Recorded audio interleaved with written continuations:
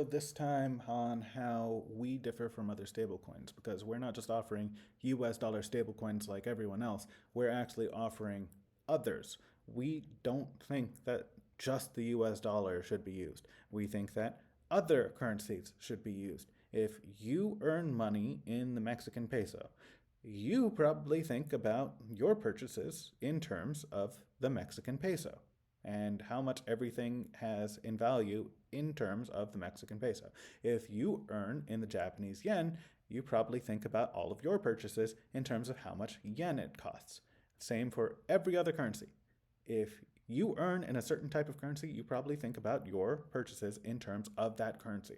So, why does everyone need to use the dollar? In the same way that everyone has a translator, that they don't all need to speak the same language, they don't all need to use the same currency. So we don't just offer the US dollar. What we do is we offer a suite of currencies. Now, in this case, we do have mocks here. We're putting up the oracles now. We're putting in the connections so that way the oracles can pull up all the others. But this one is to show on a demo how our stuff works. Now, in this case, you can just put in any given currency and just say that, let's just say that you want to send $1 and you're sending over to someone in Hong Kong. So you want to send that money over. Well, you don't have to have it arrive as the dollar. You can have it arrive as the Hong Kong dollar. And there it is. If you want to trade, if you're in Hong Kong, you want to trade with Singapore, you can do that. If you are in Mexico, you want to trade with Argentina, you can do that. If you're in China and you want to trade with Saudi Arabia, you can do that. You don't have to trade in the dollar. You can trade in your own currency, they can trade in their own currency, you can send one, they can receive the other. And all of that happens because, as in the previous video, we don't care about what the name is. We care about how much value is being moved. That's all we care about. Any name does not matter. What matters is the value that's moving. So the form can change. The value is the thing that stays stable.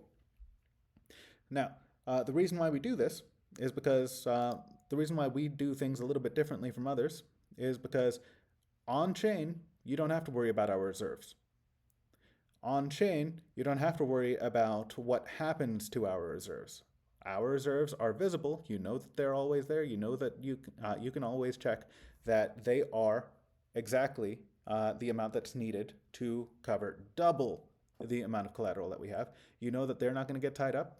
They're not going to be used for anything else. They're not going to get. They're not going to be frozen for any reason. It's on chain. It's automatic. It's going to work every single time. You don't need to worry about an audit. There's an audit right there that you can do every single day, every single minute, just by checking the value on the chain. And in cases such as this, Brazil does not need to use the dollar. Brazil can use the real. Probably mispronouncing that. I'm sorry if I did. But Brazil can use its own currency. It does not have to use the dollar. Remittances, you can send the dollar and have it arrive as the real. You don't have to have it arrive as a dollar. There's no mental math needed. And one other reason why this is good is because the dollars are losing value. They're losing value very quickly, especially as Americans are finding with 2023 to 2024. It's losing value very quickly. So why not hold your value in gold or some other system, like make a Bitcoin stablecoin, and then spend money in your native currency?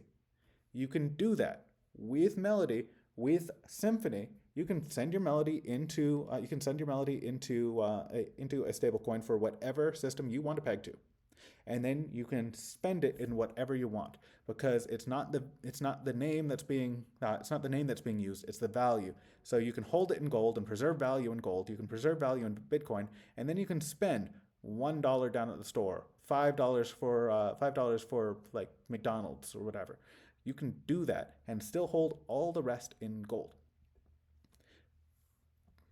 The US dollar is falling, as I mentioned. There's the collapse of the petrodollar, de-dollarization from BRICS, and then more countries continuously wanting to join BRICS. This is also true for Southeast Asia.